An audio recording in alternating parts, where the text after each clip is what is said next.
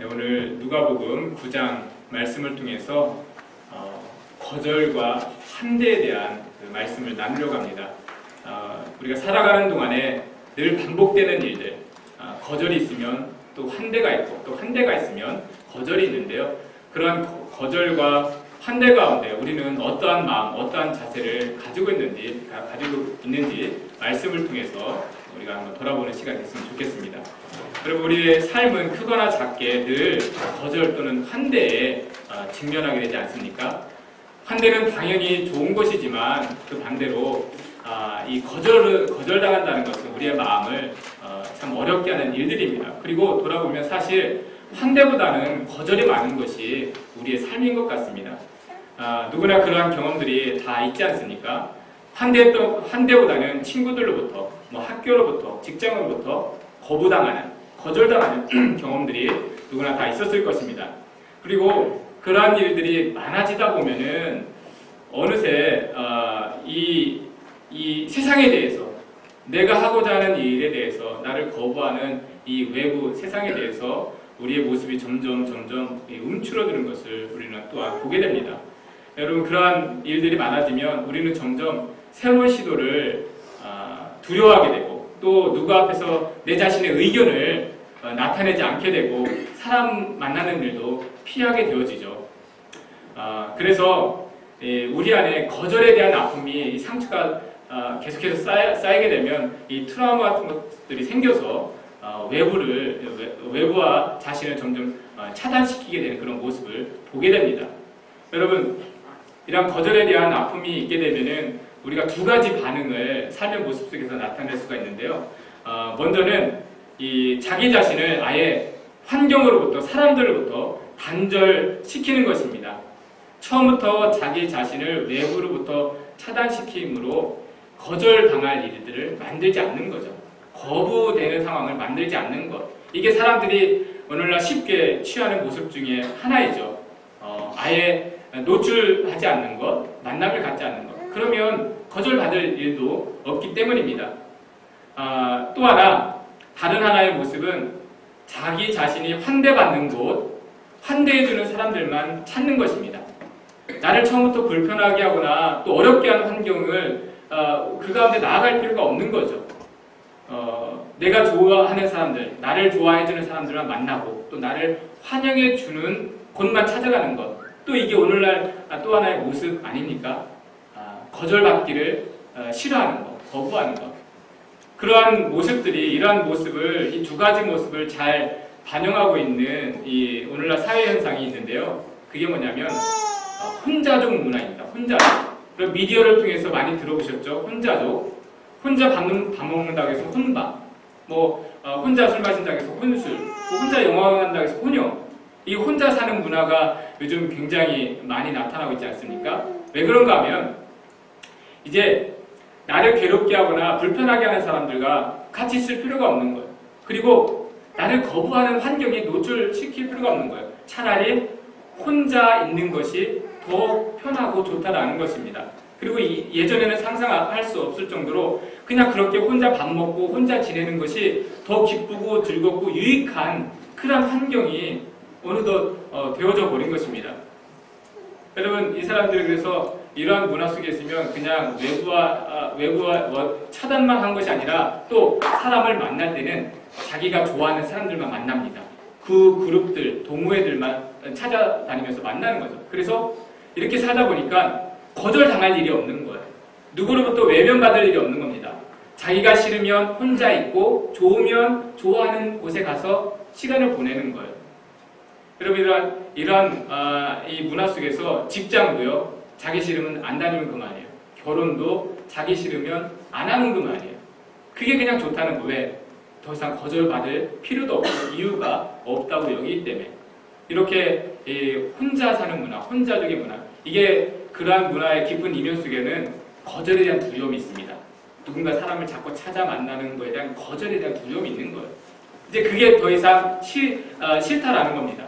그냥 거절받지 않아도 혼자 있어도 좋고 또 거절해주지 않는 그 사람들과만 있어도 좋다라는 것입니다. 다 함께 이 문화에 대해서 자세하게 왜 이게 그리스도인으로서 또 하나님의 자녀들이 살아가야 삶과 다른 문화인지 말씀드릴 기회가 있을 텐데요. 여러분, 오늘날 우리가 하나님의 자녀로서 또 그리스도인으로서 이러한 이 현상들을 주의 깊게 생각해 볼 필요가 있습니다. 그냥 막연하게 우리가 TV나 미디어를 통해서 그런 것처럼 좋아 보인다, 저렇게 살면 편해 보인다, 불편한 게 없겠다, 필요한 게 다 환경에 있고 혼자 있으면 누군가 괴롭히는 사람도 없고 참 좋아 보인다 라고 동경할 모습이 아닙니다. 우리가 깊이 그 모습을 생각해 볼 필요가 있습니다. 여러분, 교회와 우리 성도마저도 주어지는 환대만을 생각하고 있다면, 그러한 모습을 동경하고 있다면 우리는요, 예수 그리스도의 가르침을 결코 따라갈 수가 없습니다. 환대하는 것만 좋아한다면. 교회는 모든 사람들, 죄인들까지 환대하는 곳이기도 하지만 하나님의 말씀으로 교훈받고 훈계받는 곳이기도 합니다. 그러한 것이 우리의 삶이죠. 우리에게는 환대만 있는 것이 아니라 우리가 받아들이기 쉽지 않은 우리 자신의 육적인 욕구에 대한 거절이 있고 자기 부인이 요구되는 우리는 삶을 살아가고 있어요. 하나님의 자녀들은 하나님의 말씀을 통해서 내 육적인 욕구에 대한 거절을 받아야 돼요. 그리고 우리는 스스로 내 자신을 부인하면서 살아가는 삶이 그리스도인 아닙니까? 여러분, 자기 부인이란 다른 사람에 의한 거절이 아니라 자기 스스로 자기 자신을 거절하는 것이 자기 부인이에요. 그런데 자기 부인이 안 되면 우리는 아주 작은 거절에도 쉽게 분노하게 됩니다. 상심하게 돼요. 내 스스로가 내 자신을 부인하는 그 자기 부인, 자기 거절이 안 되면 누군가 나를 거절하면 그렇게 화가 나고 미워하고 분노하게 되는 거예요. 오늘 본문 말씀이 그래요. 아직 자기 부인이 되지 않는 제자들이 자신들을 영접하기를 거부한 사람들에 대해서 분노하고 있습니다. 예수님이 제자들과 예루살렘으로 올라가시는 중에 한 마을에 들러서 잠시 머물고자 했죠.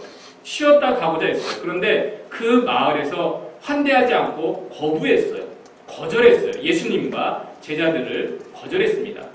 그랬더니 그 제자들 중에 야고보와 요한이 분을 내면서 54절에서 다음과 같이 말하고 있습니다. 함께 읽어보겠습니다. 시작. 제자 야고보와 요한이 이를 보고 이르되 주여, 우리가 불을 명하여 하늘로부터 내려 저들을 멸하기를 원하시나이까. 여러분, 자신들을 영접하지 않았다는 이유로 불을 내려 저들을 다 멸망시켜야 한다는 것입니다.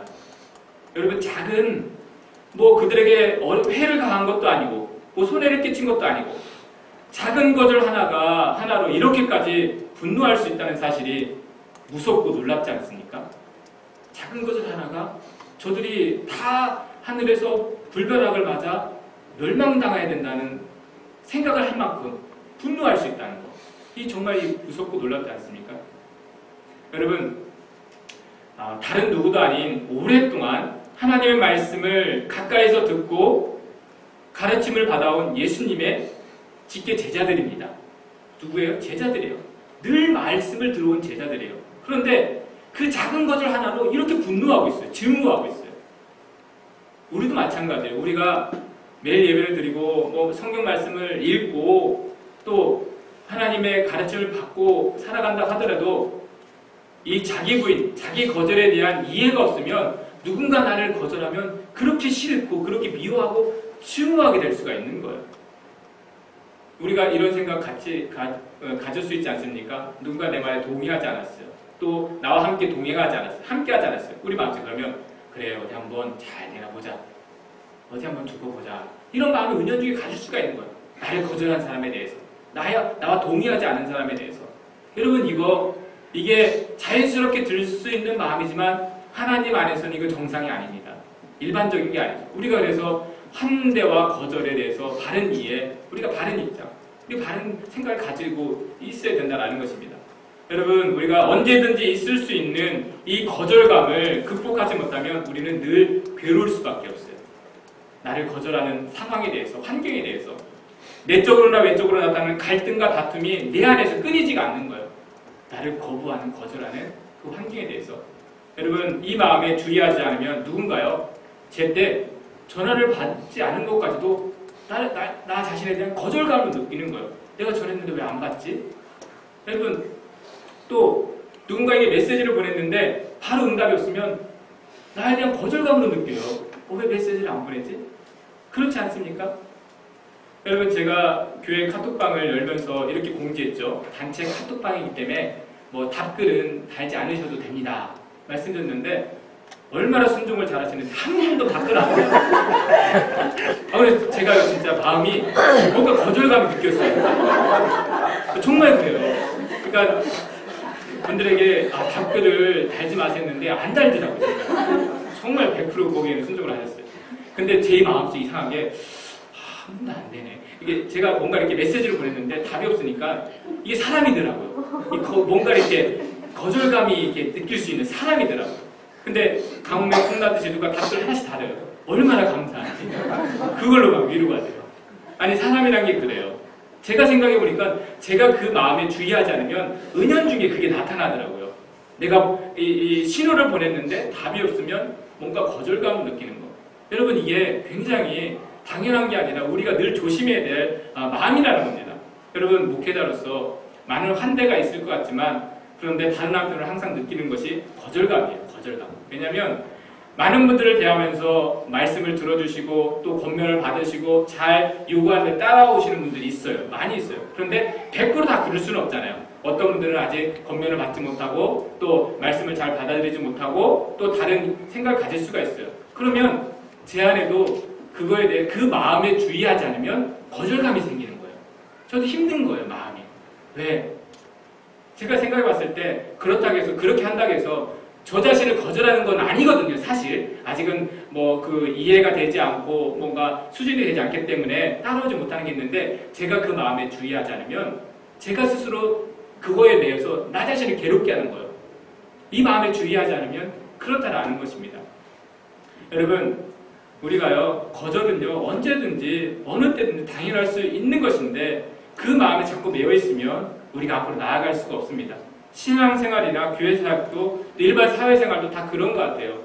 나를 환대해주고 나를 좋아해주는 사람과만 함께 한다면요 결국에는요 나중에는 혼자족이 되는 거예요. 왜? 항상 환대해줄 수는 없거든요. 환대해주다가도 때로는 거절했으면 그러면 거절당하면 다른 데로 가야 돼요. 그러다 보면 늘 혼자가 되는 거예요. 혼자족이 되는 거예요. 여러분 오늘날 우리 사회를 보세요. 한국이나 미국을 보세요. 지도자가 리더가 자기를 환대해주는 사람들과만 일을 하겠다 했을 때는 무슨 일이 나타나요? 극심한 분열이 나는 거예요. 거절을 받아들여요. 나를 거절하는 사람, 거부하는 사람들도 포용하고 용납할 수 해야 되는데 그동안 그러지 않습니까? 나를 거절하는 사람들은 용납하지 않았어요. 그래서 나를 환대해주는 그 지지자들과만 일을 하려다 보니까 지금 극심한 분열이 있잖아요. 한국에는 이미 나타났고 미국에 지금 나타나고 있지 않습니까? 환대해주는 사람들만 일하겠다는 거. 여러분 교회도 마찬가지예요. 나를 환대해주는 사람들과만 함께 하자면요 우리는 결국에 혼자가 될 수밖에 없습니다. 이 마음에 주의해야 돼요. 거절과 환대. 리더는요 거절을 받아들일 줄 알아야 돼요. 거절을 당연한 것으로 여길 줄 알할 때 우리가 그 일들을 가정을 교회를 또 그러한 직장 일들을 이끌어갈 수 있다는 것입니다. 여러분 다른 사람들로부터 거절되는 것을 두려워해서 아무것도 할 수 없었던 한 사람이 그것을 극복하기 위해서 어떤 일을 했냐면 거절에 익숙하기 100일 프로그램을 시작했대요. 거절에 익숙하기 100일 프로그램. 미국에 있었던 일인데요. 매일 한 가지씩 거절받는 상황을 만들어내는 겁니다. 자기 스스로 익숙해지기 위해서, 더 이상 두려워하지 않기 위해서. 예를 들어서 뭐 햄버거를 먹은 다음에 버거 리필 받기. 예를 들어서 일부러 거절받는 상황을 하는 거예요. 가서 부탁하는 거예요. 그리고 뭐 애완 미용실 가서 머리 깎아달라 하기. 그게 그 블로그에 리젝션 테라피라는 블로그가 있어요. 거기에 100일 동안 자기가 그렇게 그 영상을 찍은 게 다 올라가 있어요. 자기가 일부러 거절받을 상황을 만들어서 익숙해지는 거예요. 거절당하는 거. 마지막에는 뭐 대통령 인터뷰더라. 100번째는. 당연히 거절받겠죠. 그러면서 익숙해지는 거예요. 거절당하는 거에 상처받지 않고 마음 상하지 않고. 그분이 그래서 그게 유튜브를 통해서 대중에게 알려져가지고 유명한 강사가 됐어요. 거절 당하기. 익숙하기. 그리고 책도 썼더라고요. 미국에 썼는데 한국에서 번역돼가지고 거절에 익숙하기 100일 프로그램 베스트셀러가 됐더라고요. 여러분 그 사람이 이렇게 결론을 낸 게 있어요. 그렇게 거절받기 100일 프로그램을 하면서 결론을 낸 게 있는데 거절은 진리, 즉 정답이 아니라 하나의 의견일 뿐이다. 의견. 여러분 거절은요 의견이에요. 내가 이런 의견을 내면 내 의견과는 다른 또 다른 의견이 있는 거예요. 근데 다른 의견을 우리가 받아들이기 힘들어요. 우리가 그러지 않습니까? 내가 의견을 했는데 또 다른 의견을 하면 그것을 용납할 줄 알고 인정해 줄 줄 아는데 다른 의견을 내가 받아들이지 못하면 이게 우리를 힘들게 하는 거예요. 나에 대한 거절은 하나의 의견이지 나를 정의하는, 규정하는 정답이 아니라는 겁니다. 그럼 하나의 의견을 받아들일 수 있어요. 나도 의견을 낼 수 있는 것처럼. 여러분 거절은 그거예요. 거절로 인해서 그렇게 우리가 분노하거나 증오하거나 갈라설 필요가 없는 거예요. 의견을 받아들일 수 있을 때만, 다른 의견을 받아들일 수 있을 때만 우리는 나아갈 수가 있어요. 함께 할 수가 있는 거고요. 여러분 신앙생활 시작하면서 여러분 그렇지 않았습니까? 언제든지 우리는요 나와 다른 의견에 직면할 수 있어요. 제가 신앙생활 시작할 때부터 그런 것 같아요. 교회 다닌다고 했을 때 거절당했어요. 집에서 의견 반대했어요. 신학교 간다고 했을 때 반대했어요. 늘 거절이 있었죠. 여러분 그렇지 않습니까? 직장에서도 그렇지 않고 우리가 이 신앙을 가지고 이 사회생활을 하다 보면 내가 그 문화에 대한 의견이 있지 않습니까? 사회적인 그 활동에 대한 의견이 있는데 그러면 이 세상은 나와 다른 의견을 가지고 있는 거예요. 이건 해야 된다, 이건 하지 말아야 된다. 그럼 충돌이 있는 거예요. 여러분 이 의견도 또 하나의 의견이기 때문에 그 거절감 때문에 내가 함께 할 수 없고 그곳에 다닐 수 없다면 우리는 아무 데도 갈 수가 없는 거예요. 여러분 돌아보니까 그리스도인들은 거절에 익숙해질 수밖에 없더라고요. 내가 가지고 있는 이 신앙이, 이 세계관이 이제는 달라요. 이 땅의 세계관과. 그러니까 항상 나는 거절당할 수밖에 없어요. 내가 가지고 있는 신앙과 세상이 가지고 있는 관점과. 그럼 자연스러운 거예요. 거절은. 누군가로부터. 직장이나 뭐 어떠한 사람, 친구들로부터. 여러분 예수님께서 오늘 말씀에서 자신을 따라오겠다는 사람한테 해주신 말씀이 있어요. 우리 58절 말씀 같이 보겠습니다. 시작. 예수께서 이르시되 여우도 굴이 있고 공중에 새도 집이 있으되 인자는 머리 둘 곳이 없도다 하시고. 어떤 사람이 예수님께 어디로 가시든지 나는 따라가겠나이다, 따라가겠습니다 이야기를 했어요. 그랬더니 예수님이 하신 말씀이에요. 내가 가는 길에는 어떠한 환대도 없을 것이다. 환대가 없기 때문에 머리 둘 곳이 없다는 겁니다. 환대를 기대할 수도 없지만 환대를 기대해서도 안 된다는 것입니다. 이게 예수님을 따라가는 사람들의 모습이죠. 예수님은 항상 처음부터 말씀하셨어요. 나를 따라오는 자는 자기 자신을 부인하래. 스스로 거절하지 않으면 이 일을 감당할 수가 없는 거예요. 왜? 늘 거절당하는 거기 때문에. 자기 자신을 부인해서 자기가 스스로 자기를 거절한 다음에 따라가야만 누군가 거절했을 때 감당이 되는 거예요. 이게 감당이 안 됩니다. 내 스스로 내 자신을 거절하지 않으면. 예수님이 말씀하시는 거죠. 인자는 머리 둘 곳이 없대요. 늘 거절받아요. 예수님이 이 땅에 오셨을 때, 이 땅에 처음 태어나실 때 거절받았어요.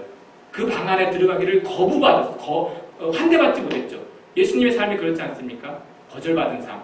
그럼 그런 예수님을 따라가는 우리의 삶도 당연한 거예요. 예수님이 환대받지 못했는데 예수님을 따라가는 사람들이 환대받을 수 있겠습니까? 여러분 오늘 본문에서 예수님의 제자들이 그러한 거절에 대해서 분노한 이유는 예수님이 지금 왜 예루살렘에 계시는지 아직 이해하지 못하고 있었기 때문이에요.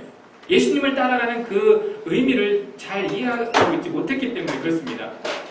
여러분 오늘 말씀 51절 말씀 시작하실 때 이렇게 말씀하셨죠. 51절 다 같이 보겠습니다. 시작. 예수께서 승천하신 기약이 차감해 예루살렘을 향하여 올라가기로 굳게 결심하시고. 여러분 왜 올라가시는 거예요? 이제 세상으로부터 오실 때 거절당한 예수님이 마지막 거절당하시기 위해서 올라가신 거예요. 세상이 예수님을 메시아로 인정하지 않아요. 하나님의 아들로 인정하지 않아요. 그 거절의 증표로 십자가에 못 박는 거예요. 그 마지막 거절당하시기 위해서 올라가시는 거예요. 거절받는 걸 당연한 것으로 여기시고.